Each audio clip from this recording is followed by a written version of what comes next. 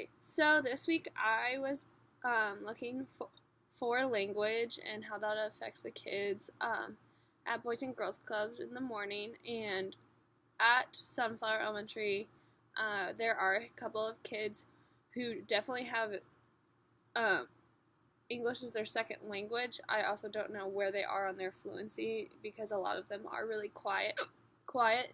Um, One especially that I've kind of interacted with, her name's Annabelle, and she's in kindergarten, and she is super, super quiet, doesn't really like to talk.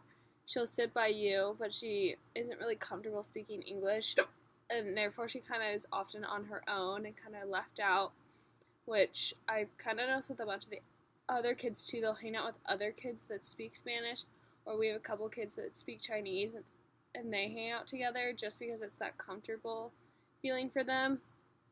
But back to Annabelle and how she's often alone, and I don't think it's necessarily because girls don't like her. It's just because she's so nervous.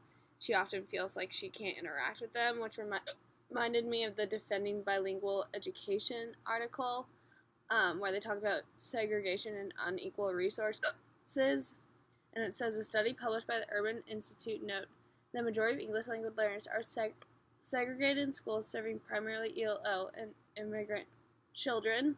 And it later says in that section, English language learners say they faced intense segregation in schools and classrooms that place English learners at particularly high risk for educational failure.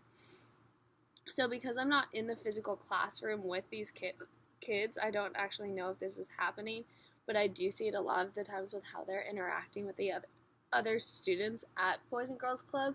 They kind of go to themselves and don't really interact with the other kids, and it could be just because they're not used to being with those kids because they're being pulled out, or it's kind of going back to that comfortability level of, oh, these kids are from my neighborhood, oh, they speak the same language as me, I'm going to hang out with them over the other kids.